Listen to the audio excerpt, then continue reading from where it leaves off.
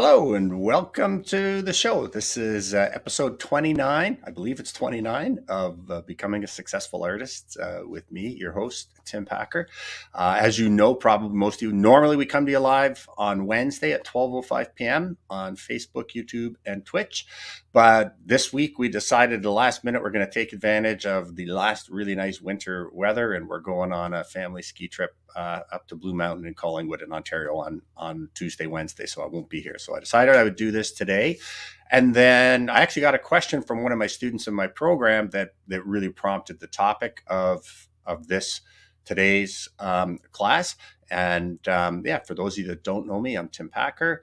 I am a fairly successful artist who has now kind of switched my role into that of a teacher and kind of sharing everything that I've learned that's allowed me to have a really, really successful career and live the life of my dreams. Now I want to pass that on to those of you who share that same dream. So what you can do is you can just hit us up in the chat box, let us know where you're from, and we'll get going.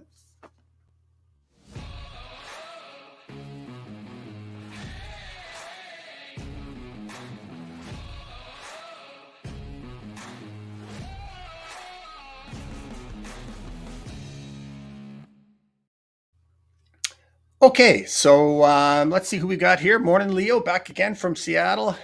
Hi, Zhao Wen from Toronto.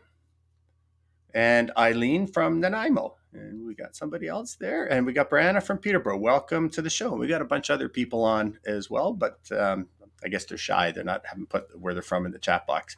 But yeah, today I'm going to talk about, is there a step-by-step program that you can just follow along in these steps and actually have a successful career and run a successful art business? Hi, Neves from Slovenia.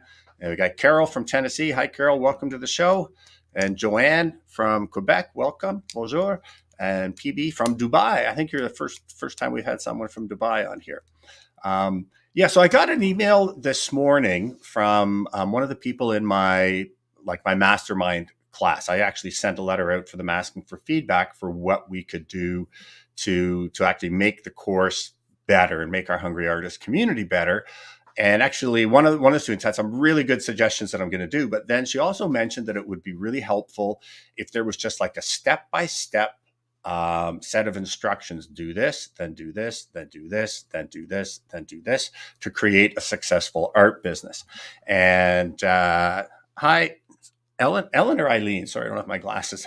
Barbara, welcome from Alberta. We got Maddie from Whitby. Oh, I'm in Whitby. You might see me out there on my walk today. We got Noreen from Florida and Barb from Hamilton.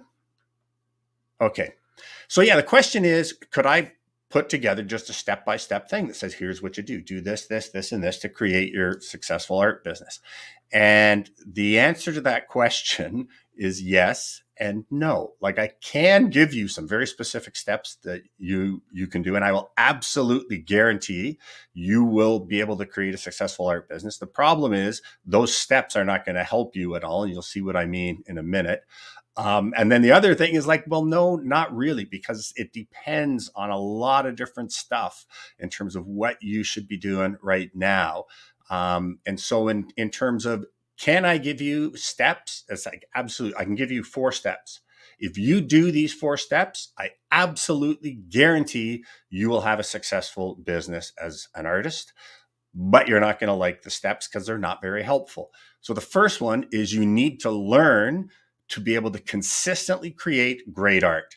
And what I mean by great art is art that shows mastery of technical skill, mastery of composition, and ideally a unique voice of the artist as well. And to the point where when people say it, they say, oh my God, I love it. I have to have it. And they want to give you lots of money to take your art. That's step 1. Step 2 is have it priced appropriately. Step 3 is get it in front of the public. And step 4 is to have some kind of sales mechanism, right? You might be at an art festival where you're actually dealing directly with the public, and maybe you're doing it on Square, maybe they're writing you checks. You might be online, selling your work online. It might be selling in the galleries, any of those.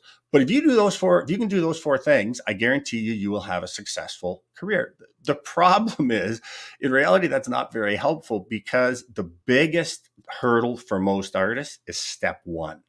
And that's how to learn to consistently create great work with a unique voice. If you don't get to step one, no business solutions are going to help you. So it doesn't matter what kind of what the name of your business is, whether you have a business checking account, what provider you're using for your online transactions, whether it's Shopify or PayPal or all of the stuff to do with the business. It doesn't matter and it won't help until you can get to step one. And that actually is true for regular businesses, right? And often businesses can have an absolutely amazing business in play and all of a sudden just kind of disappear overnight because all of a sudden they're not producing a great product that people love. BlackBerry is a perfect example of that. They owned the cell phone market. The BlackBerry was the most popular thing. All of a sudden, Apple came out with the iPhone and the Android phones came out. And Research in Motion, the company that produced BlackBerry, basically went almost bankrupt overnight because it doesn't matter how many business solutions and they have like millions of dollars on marketing and all this other stuff. If people didn't love their product and want to pay for it, none of that works. And the same thing happened with TomToms. They were the people who had the little thing you'd put on your dashboard with the map to tell you where you were going, the GPS. Well, as soon as iPhone came out with iMaps, and now that most cars actually come with the built-in GPS, all of a sudden that company just disappeared because nobody loves what they're producing. And so that's why those 4 steps is not helpful, because for 99.9% of the artists out there, what they really need help with is getting to step one, where you can consistently create great art with a unique voice. And if you can do that, the business stuff is really not that important. Like you could be selling just out of your house at open houses, which is what I did, and took that to the point where we had open houses where we did $50,000 a year in sales. You could be selling at festivals. You might be selling online. You might be selling at galleries. But all of those things are going to then kind of determine, well, what sort of business solutions do you need? And the big problem here too, I can't even give you a step-by-step of how to actually get to create great art, because every person, I guarantee you, every person that's watching right now is coming from a different place in terms of what is your skill level, what is your conceptual knowledge, like how good are you at composition, what's your experience, are you doing this full-time, are you doing it part-time, where do you live? That also is going to come into it. What are your expectations? Like, what do you deem success to be? Do you want to just make $5,000-$10,000 a year as a part-time thing? Or do you want to earn 50 or 100 or $200,000 a year? Like, depending on all of those things, for every one of you right now, if you had the ability that I was to sit down with you and go over all of the stuff that's going on in your life, I guarantee you there would be no 2 of you where I would say, here's what I would suggest you do next, and it would be the same. So I can't give a step-by-step because, again, depends where you are, depends where you want to go. Where are we here? But what I can do, and what I hope to do with my courses and even with these videos, like, I can't give you a map that says everybody's starting here and this is the promised land and there's the route to get there. Again, because not everybody's starting there and not everybody has the promised land in the same place. The best that I can do is to describe the lay of the land for you, describe some possible destinations that you might want to get to, and then my knowledge and my experience can act as a compass where you then need to figure out where you are right now, where you want to get to, and then you need to make the decisions about what is the thing that you should be doing next that's going to bring you closer to your goal. And then you need to assess whether that worked or not, right? Again, this is not a straight path to success. It's not like, you're just going to start and every single thing you're going to do is going to advance you on your career. There's going to be a lot of dead ends where you may spend a year doing something and then realizing, no, you know what? That's not where I want to go, and you need to come back and start over again. And that's just the nature of the business of pursuing a career as an artist. And again, I look at my job and the purpose of when I do my courses, but also all of the live streams, is to hopefully give you at least a better chance of making the best decision at the time, right? Because here's the thing that about kind of improving as an artist or even with your business, it's like if you're doing the exact thing that's going to give you the most returns right now, and so that's really where you should be focusing. Even a little bit of effort will give you noticeable returns. But if you're focusing on something that is not even part of the picture right now, and you can put an amazing amount of effort into it, it will not impact your development or your business at all. And so that's why even when it comes to like um, the business, like what should we do first? Even then, the answer is, well, it depends. Now, some of you are probably, I should mention this lovely backdrop that's sitting there behind me. If you look at the bottom right corner of your screen, you can see the signature, Packer 97.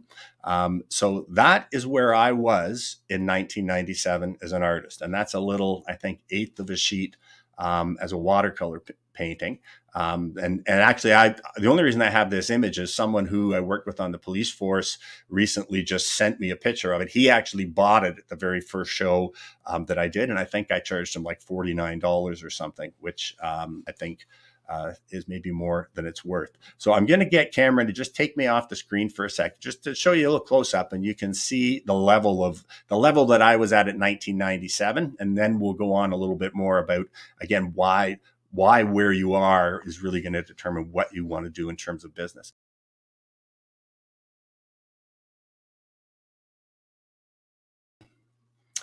Okay, that's not a very good painting. And it's actually shocking when I look at it, when I think that literally 3 years later, I was elected to the Canadian Society of Painters and Watercolor. I was elected as a senior signature member for the Canadian Institute of Portrait Artists, and I'd made the decision to quit my job, cash in my pension, and try my art career. Um, and the reason I want to put up that up there is for a couple of reasons. The first is to really just demonstrate. I know I say this all the time, that like I was not gifted. The whole idea of a gift is a myth. When I started out, I was not very good. I improved an incredible amount through a lot of hard work.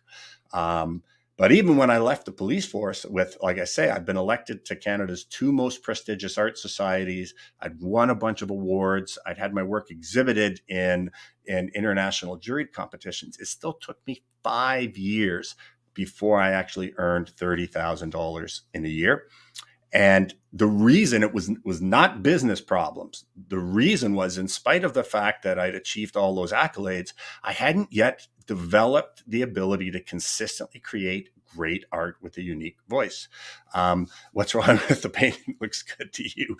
Well, it might look good to you, but it doesn't look good to me. And that's the thing, is that that's actually where a lot of artists are in terms of their skill level. I mean, it's a moderately competent little painting that actually does not use watercolor at all to what its potential could be, and is like, again, I would be embarrassed to walk into someone's home and see that, especially if someone were to hear that I was a professional artist and they looked at that and kind of thought, oh, that's what he does. It's just, and there's nothing wrong with that. It's like when we all start out, we're not very good. But here's the thing: at that stage in my career, and again, the reason I do this, I know there's a lot of people out there who are at this stage, and it's like, well, I'm the proof that's in the pudding that doesn't limit you to where you can go, right? Like I've had years where I've made over $250,000 a year from my art, and I've been over 200,000 a year for the last 10 years. So, like, if you are sitting right there where that picture is, and you think, well, I'm kind of like there, there's no limit to where you can go. But the thing is, well, what would reasonably should I be doing at that level of art in terms of business, and in terms of creating a business? And the answer is really nothing. At that stage, I was just like selling work to people, friends and family. I'd have like a studio open house every year, and people would pay me with cash or a check. Didn't have a business name, didn't have a business bank account, didn't have anything to do with actually like the nuts and bolts of running a business. I just created my art and sold it to people that were friends and family. Um, But I do suggest that for a lot of people, they at least look into the idea of creating a business and registering a business, um, with whatever the local ministry wherever you live, the government bureau that does that is. If but even that's not necessarily a guarantee, because the reason that I suggest it. So for in Canada, for example, if you register a business and you run your own business and you operate it at a loss. So say for example, you have $5,000 in expenses, whether in terms of materials, entry fees to shows, running your website, you get to charge a percentage of your home for your studio space, all of that kind of stuff. If you have $5,000 in expenses and you only sell $4,000 worth of paintings, then you can claim that $1,000 loss against your other income if you're working at another job. And that's what I was doing when I was on the police force. So in that circumstance, then it's kind of like, yes, it's a good step to register your business once you start selling your work. But even that is not 100% accurate, because first of all, well, not only in my course, but also on this live video with people from all over the world, that law may not, in fact, apply to wherever you are in terms of your income taxes. So it might not be a good idea to register your business. And not only that, in California, if you like up here, once you register your business, there's no more fees. It's just there. In California, if you register a business, I think you have to pay like a $1,200 or $1,500 fee every year to the government bureau that looks after businesses. Well, if you're not really selling much work, and it might not make sense to register your business until you're actually selling more work. And everything to do with like the business side of things, like should I get a for us, the big thing was at what stage did it make sense for us to start accepting credit cards? Right? Because initially, again, just checks and cash. And when I would only do a couple shows a year, and everybody knew that when they came, that's what they had to pay with, it was fine. But once I started doing a lot of festivals, I realized I was losing potential sales because we didn't have the ability to take credit cards. But even then, it wasn't a no-brainer, because back then we had to pay. I think we had to first of all pay to set up we set up a business account, but there's fees involved with that. We also had to pay. It was like, I think it was like $10 or $15 a month for the old click clack thing that actually where you put the credit card down and did the receipt. So that was costing us like $160 a year to do that. Again, if you're not in a situation where you're out going to be selling to people where they're going to be using credit cards, that's not something you need to worry about. And even now, you don't need to worry at all, because basically you just use Square, which is a little device. You plug it into your phone. You can process credit cards through there, and it's free.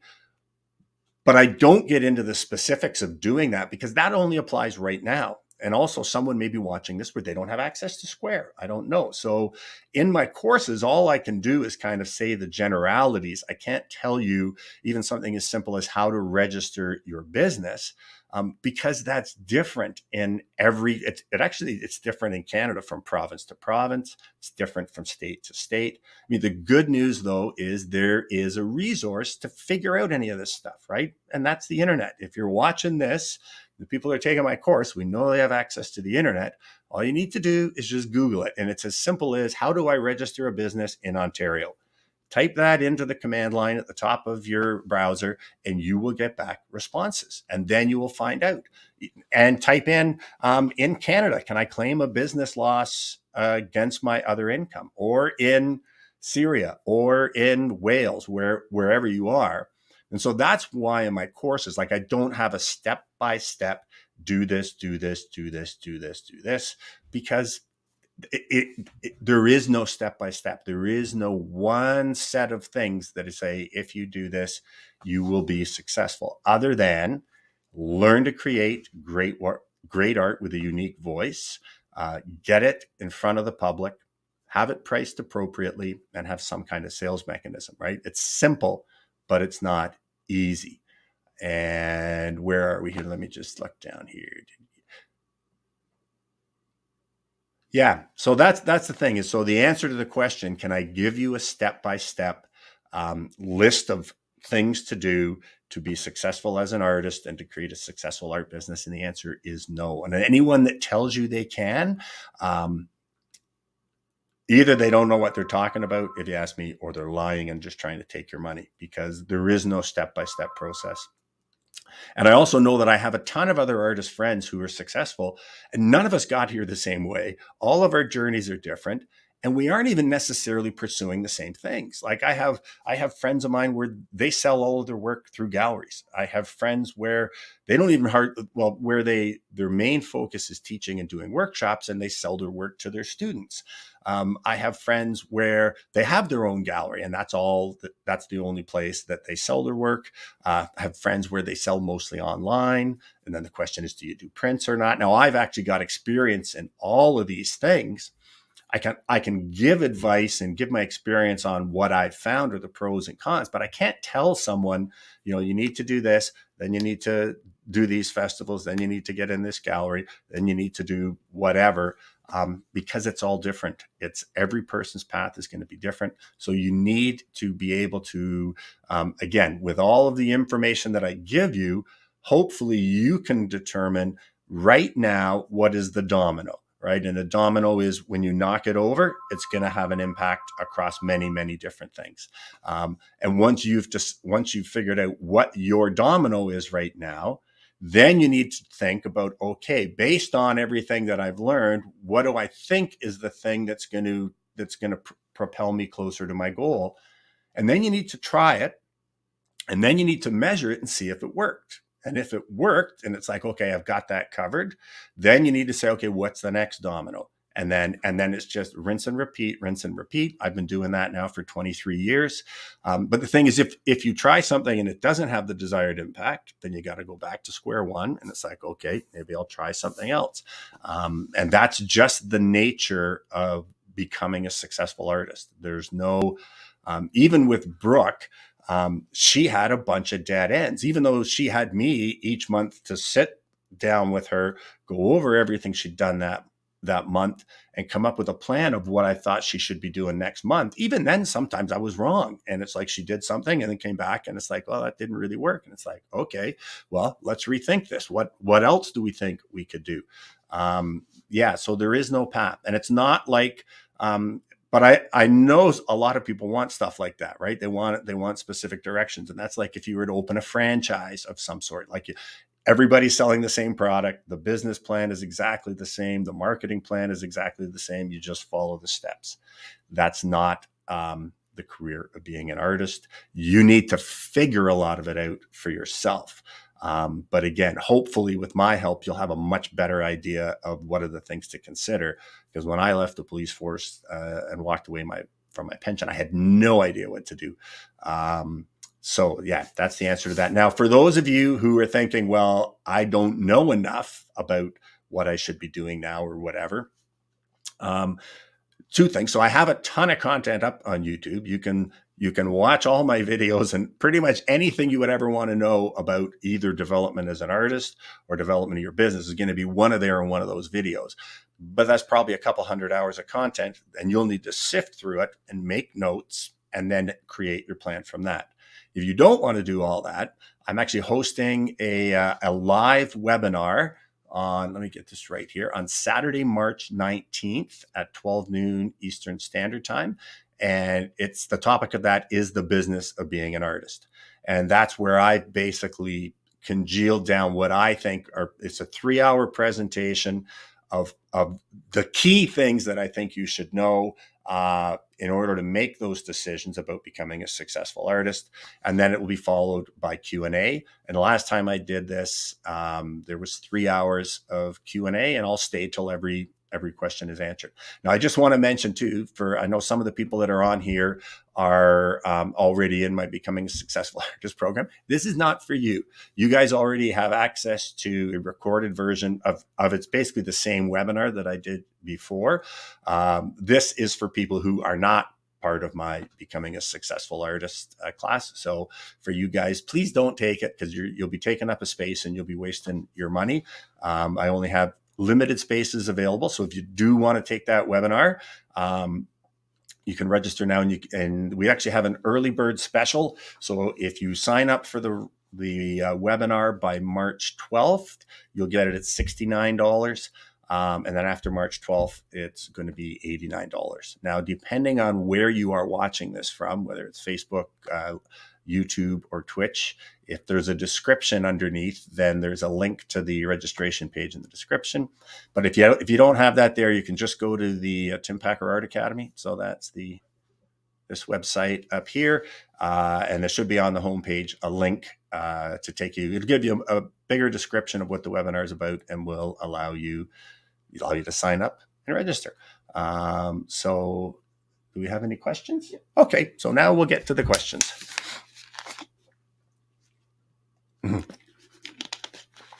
You want to hear me critique the artwork displayed? Okay, that's actually a good idea.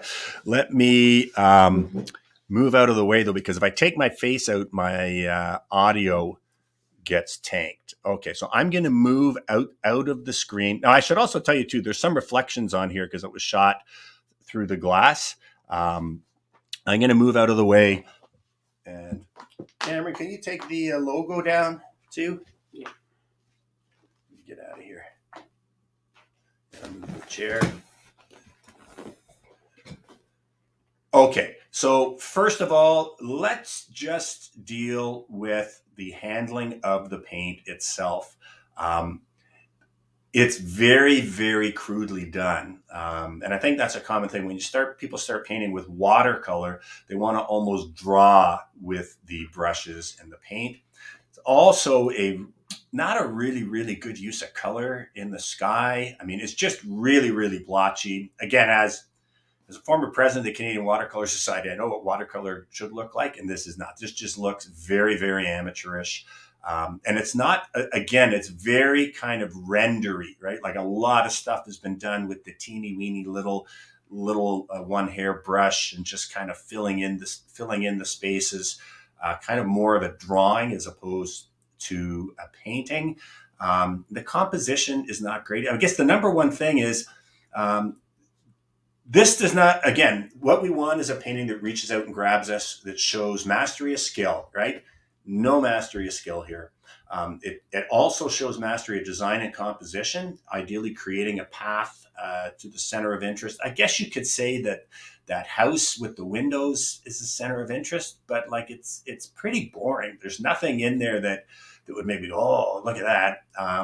And so, yeah, that's the other thing about great art, right? It needs to make people say, oh my God, I love it. I have to have it. This says, oh, this guy's got a little bit of skill, I guess, and it's not horrible.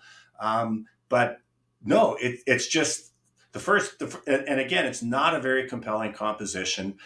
I haven't really done a good job of integrating the colors too. It's like it's either blues and grays or it's in the warm tones. I should have mixed more of the blues into the warm tones and more of the warm tones into the sky. But just overall, this falls into what we all do when we start, which is just reporting what is there. It's like, why did I put those bushes in? Like, if the house is going to be said to be the area that draws our attention, and that probably it is because it's a man-made object in a natural environment. Why in the heck would I put this big bush in front of it that just covers over everything? Well, I can tell you why I put it there, because that's where it was in the picture that I took, right? And that's the worst reason to put anything anywhere. So I just look at this and I just see and this was actually before I learned about composition. So it was the scene that I looked at was kind of arresting and drew my attention. But then I took a photograph, and what I got was just a pretty boring photograph that reported the scene. And then what I did is a pretty faithful to the photograph, boring painting of that scene. And again, like, this is where I was 3 years before I left the police force. So I was able to improve an incredible amount after that. But this is also the type of work that I see out there a lot. And the problem is that 90% of the artists that are out there trying to sell their art are producing work at this quality. And that actually, so let me get back, because that actually does lead me to something else I wanted to mention, which is now, and I sold this, right? So I did my very first open house. And you can put the logo back up, Cameron, just in case they want to go to the webinar. But so I actually sold this painting. So someone liked it enough to buy it. But again, I think I think it was $69 or something like that. But the problem is that there are hundreds of thousands or millions of artists out there producing work like this. And that is work that to someone who doesn't paint and has never painted anymore, they'd go, oh, wow, that's really nice. You've got some skill or ability. But to someone who's going to buy a painting, they got hundreds of thousands of artists to choose from who can produce work of this quality. And so then who did they buy from? They buy from the person who will sell it the cheapest. So the only way to progress your career, you got two options. You can keep lowering your price until people will buy from you because you're the cheapest. But then it becomes a race to the bottom. And God forbid you win that, or even worse, come second place. So the only other option then is to create work that the public values more. And then how do you do that? Well, you need to invest in mastering all the skills, mastering composition, spending a ton of time in process mode, pushing your creativity, trying different things, painting paintings that fail. And then gradually the level of your paintings keeps going up and up and up. But the problem that I see with a lot of artists is they get to the point where they're producing work of this quality. And then the question is, well, how can I create a successful business by selling this work? And the answer is you can't, for the reasons that I just said. It's like no more than you can create a successful business producing phones that people really don't want or don't want as much as someone else's. And that's the problem that I see most artists doing. They get to here where I was, and it's like we sell a few paintings, and then it's like, oh, I'm going to keep doing that and try and create a successful business. And they don't, because what they do is you haven't got to step one. You haven't got to the point where you're creating great art with a unique voice. Now, you can still sell your work on that journey, but the problem is don't stop that journey. You don't stop until you get to the point where people are saying, oh my God, I love your work. I have to have it. And once that happens, whatever price you were selling your work at before, it just flies off the walls. You can't keep up with the demand. So you raise the price. And then as your audience grows, you raise the price, raise the price, raise the price. I went from, again, making less than $20,000 probably the first 2 or 3 years after I left the police force. And like I said, it wasn't until my 6th year that I made $30,000. But in that year was when I finally got to the point where my current style that you guys know me for started to evolve. And my earnings went from like 22,000 to over 100,000 without me doing anything different, with me just going to the same festivals, showing in the same galleries. But it was just because all of a sudden my work had improved so much that people loved it, that they wanted it so much that we just kept raising the prices. And just through that alone, I got up over $100,000 in earnings. And at that stage, then certain business things started to come in. It's like, well, maybe this will help me scale my earnings, right? Things like doing the limited edition prints, things like selling online, all of that kind of stuff. But none of that would have had any impact in my business and would have been a complete waste of time before I got to the stage where I was creating art that had that kind of impact. And so, yeah, that's the most important thing is don't start focusing on the business ahead of the art until you get to the point where you just can't keep up with the demand. And as fast as you paint it, it sells, despite the fact that you keep raising your prices. We got more questions here.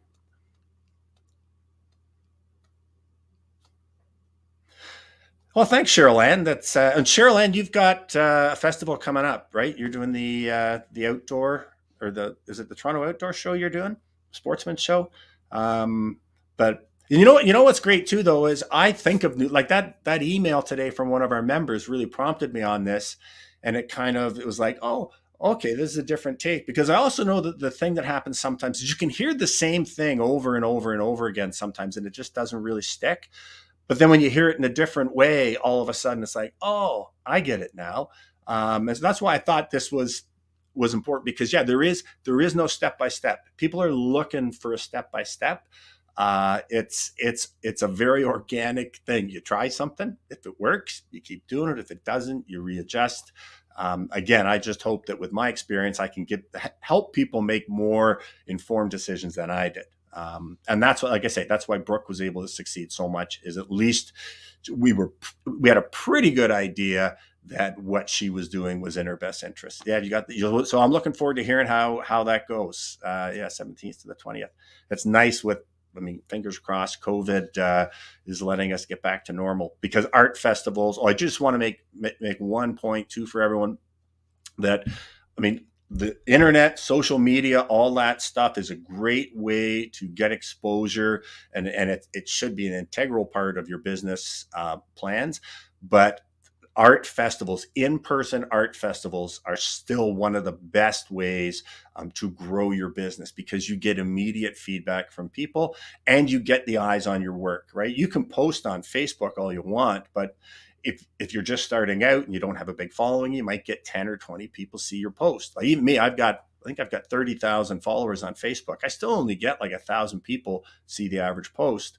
But when you're at an art festival, if they got 25,000 or 10,000 people there, all those people are going to walk by your booth and they're going to have a reaction, and you're going to be able to learn from that reaction. That again will help you make those decisions about, is this something I want to be pursuing, or like, do people love my work? Because again, definition of great art is finished by, and people love it and want to pay money to take it home with them.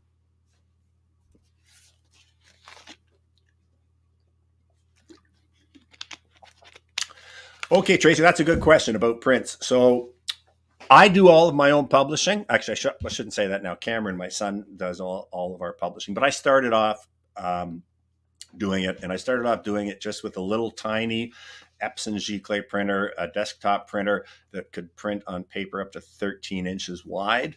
And at the same time, I actually went with one of the big publishers. So it's actually, I won't say the name, but it was the biggest fine art publisher, I think, in the world.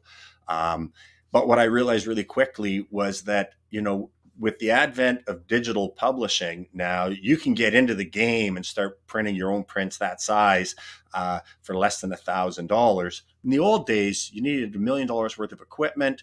You needed 13 or 14 skilled tradespeople making a good living to actually print that first print. And then you had to print a bunch of them at the same time. So publishers had the control. I mean, it wasn't feasible for an artist to do it on their own. And so what publishers do, I got 5% of retail after everything kind of worked out, which is not a really good deal. So the first year I was with them, they did 100,000 in sales of my prints, and I got $5,000. I got less than half of what the Canadian government got in sales tax. And I just realized that's not a really good business deal or return on investment. So I left them after a few years and got into doing it myself. As far as how do you take the pictures, like if you're doing small prints, I actually have a on my the Tim Packer Art Academy. There's a small mini course on digital photography and digital editing for artists. Because actually, getting back to why this painting is so bad behind me, it's because it was a horrible photo. So for a lot of you out there, and you should be working from your own photos. If you're not really good at taking photos, if your photos don't make people go, "Oh my God, I love that scene," then you need to learn about photography. So I have a little mini course on that. But what I did in there too was see like, well, what could we do with lower end stuff? And I have an iPhone 7, so that's really, really old. It is still good enough. I use an app called Camera Plus, which kind of ups the quality of the photo. But I took a photo with my iPhone 7 that was good enough quality for me to do a 24 by 24 print. And so if you have one of the later versions of the phones, the Androids or whatever, it's probably way better than what I had when I started doing my prints. Now we use a Nikon D800E, but even it's not the latest and greatest. It was the latest and greatest like 9 years ago when we got it.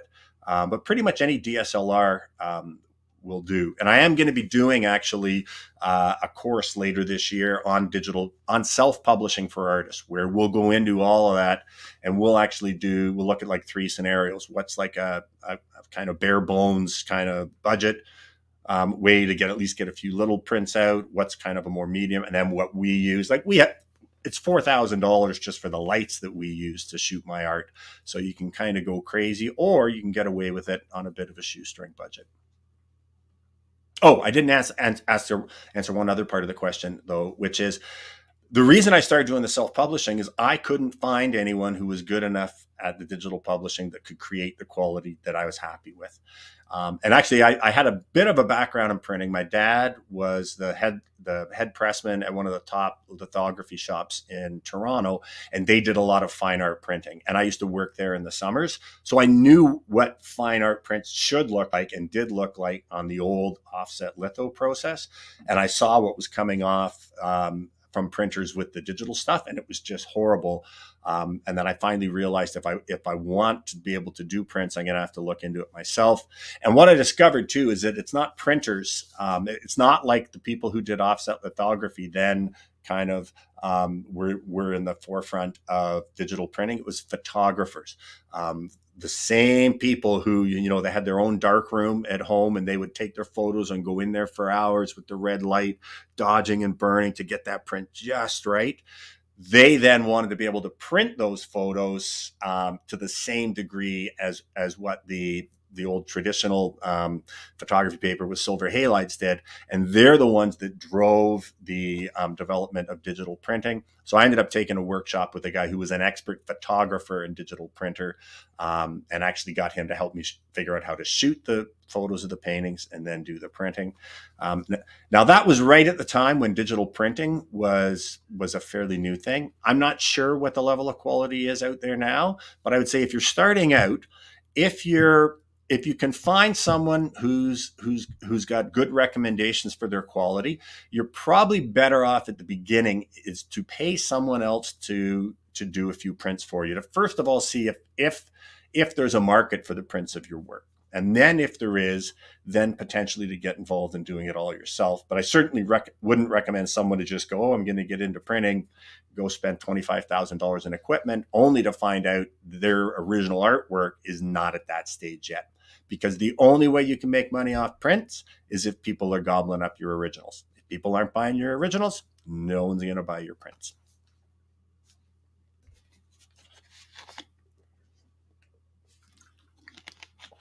Yeah, hi, Brianna. That's a good question. And I actually get that a lot. I made the decision at the time I started the course that no, I only want the Hungry Artist community to be for people who take the full course for a couple of reasons. Like, I don't want to waste my time with people who aren't dead serious about this, right? Like, and I've had the experience a lot of times in the past at various art festivals or wherever, where artists come up to me and ask me for advice, and I would willingly give it. And I give them advice, and they go, "Well, I don't want to do that." And it's like, "Well, you didn't ask me to tell you what you want to do. You asked me to tell you what I think you should do." And if I just open it up to people that can just pay the monthly subscription fee, then I get tire kickers who think, yeah, well, you know what, maybe I might want to do this. And then the other thing I don't want is, like, again, I worked incredibly hard putting the content together that's in the course. I don't want to waste the other members' time that are on the Zoom calls with someone asking me questions that have been dealt with over and over and over in the various modules in the course. So I want to be dealing with people who are dead serious about becoming successful. And I want to be dealing with people who have already watched all of what I consider to be the essential modules of the course. So now we can move on to more stuff. And the only way that I can judge, does someone really want this or not? Like, I don't have the time or the wherewithal to interview each person. The only way that I can judge, at least to a certain degree, how bad do they want it, is, are they willing to pay for it to get in? I know at least then that it's like, okay, yeah, they're serious about this, and then I'm going to be quite happy to give all my time. But I will say one other thing too. So I'm doing the webinar that's coming up, and during the webinar, for the people that attend the webinar, they are going to get the opportunity to purchase the Becoming a Successful Artist course at a pretty good discount. They're also going to be able to apply the $69 that they paid for the webinar towards that discounted price. And they're going to be able to get the Hungry Artist community for half price for a year. So they'll get the 3 months free. And then instead of paying $19 a year, it'll be $9.50 a year. So if you are thinking of doing that, don't just go to my website and pay the $9.95. Take the webinar. And then after the webinar, you'll have 3 days to sign up. And I think, what are we going to do? $5.95? Yeah, so it's going to be, instead of 995, it's going to be 595. Minus the 69 that you paid for the webinar, and then you'll get the Year of the Hungry Artist community at half price too. So if you are thinking of joining, do that. But that's why I don't make it available. This stuff is for anybody, right? The YouTube stuff. But yeah, I'm much more focused on my community because I know those people are dead serious, and we've already had some pretty amazing stories of growth and sales and getting it elected to various societies and stuff. So you got more? John Salmonen. Oh my God, is he good? Yes. And you're saying he switched to his phone camera and the quality's perfect. Yeah, yeah. Like John Salmonen, I was a huge fan of his when I was a watercolor painter. I think he's a member of the American Watercolor Society, and he's been exhibited in their shows. He's probably won the gold medal a number of times. But yeah, the iPhone. My wife just got a new iPhone 12, I think it is. I haven't yet experimented with taking photos of my paintings, but I think it's going to give our $5,000 DSLR a run for its money. So it's there's never been a greater time to be an artist. That's the one thing I can say, and to have the chance to have success. But again, all of this technology and all this other stuff, it's only valuable if it helps you in that journey to get to the point where you can create great work with a unique voice. But certainly having a phone that can take pictures is, I used to spend $1,500 a year on developing fees because every picture so then was precious. Right now, when you go out and see a scene, you can shoot 1,000 photos a day. It doesn't cost you nothing. Then you can go out the next day and do the same thing. And then you can get your work up on your website. You can put it on Facebook, Instagram, YouTube, TikTok, wherever you want. I can sit in my basement and be talking to artists who are around the world for just my Wi-Fi, right? And using for any of you who are interested, we do the live broadcast with StreamYard, and we pay a monthly fee, but it's like peanuts.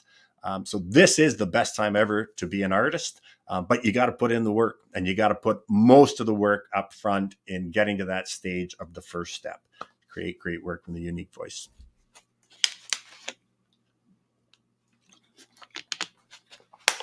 Hi, Andrea. Yeah, it's a lot gone on. The gallery's actually shut now. So the gallery was actually good. I enjoyed it.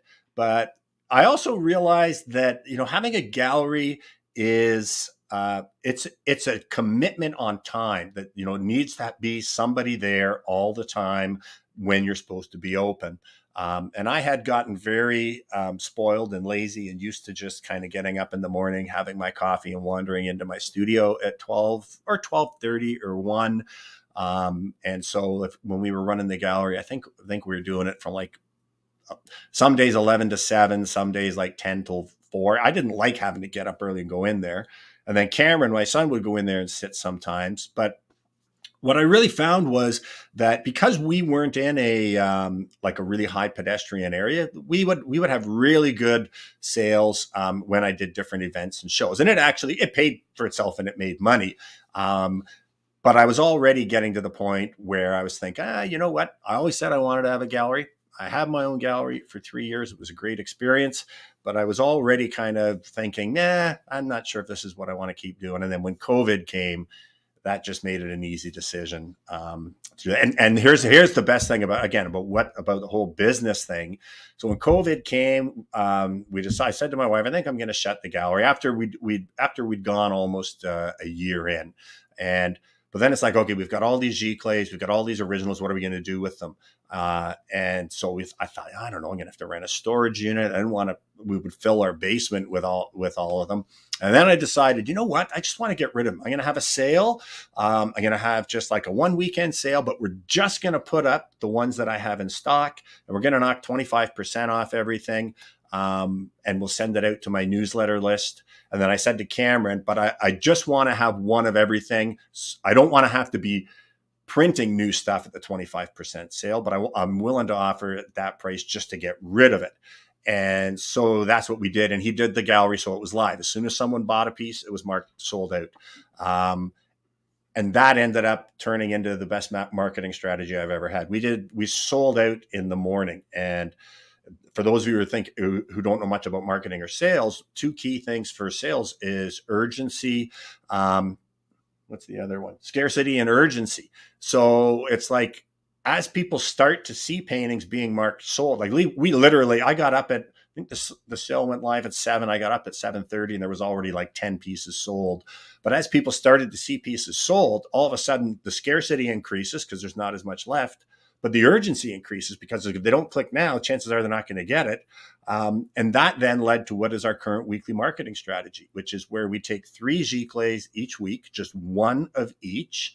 And we have those featured at 25% off. And every week, a email goes out to my newsletter list that has a link to the gallery with the week's features. It goes live, and then it's like when it's first come, first serve. And we're generating anywhere from $1,000 to $2,000 in sales every weekend based on that. But that's that whole idea too of like, you got to try stuff, see if it works. If it works, good, then you can maybe incorporate it. But next question. Just the last one. Yes. Yep. Yeah, you're welcome, Brian. I really encourage you to take the webinar because the other thing too is the great thing about Q&A is you learn as much from other people's. When someone asks a question, they're likely not the first or only person who has that question. So, and again, you might hear it asked in a way or answered in a way that's different from what I've said somewhere else that might actually kind of all of a sudden kind of be an unlock for you. But yeah, thanks. So no more questions. Thank you all for coming and staying. And I'll probably do a few more. So typically, like, I do the lives on Wednesday, but I likely will do a few more leading up to the webinar because that's another business thing, right? When you've got an event coming up, then it's kind of like, well, you should invest a little more time in kind of hyping it. And then the one last thing, if you're going to hype your event, which I've done, it's much more effective before you hype your event or try to sell people anything. And that goes for social media in general. Gary Vaynerchuk has a book called Jab, Jab, Jab, Right Hook, which is give, give, give, and then ask, right? So it's like, yes, today I made a pitch for my webinar, but before I did that, it's like, I want to provide you content that will hopefully help you. When you do that, people are much more likely to listen to your pitch. You don't want to be just doing social media or anything else where it's always just, here, buy my work, here's, come to my show, whatever. And if you want to give people something of value, the rule for social media is either entertainment, education, or inspiration. Your post should do one, or the best post, all 3 of those. And then every once in a while, you ask people, or if you're leading up into the launch of something, that's okay to ask people, it's okay to ask people every day, as long as prior to doing that, you've given them lots of stuff with no ask. So I will see you guys next week for sure on Wednesday, but probably be online before that doing another live. Talk to you later.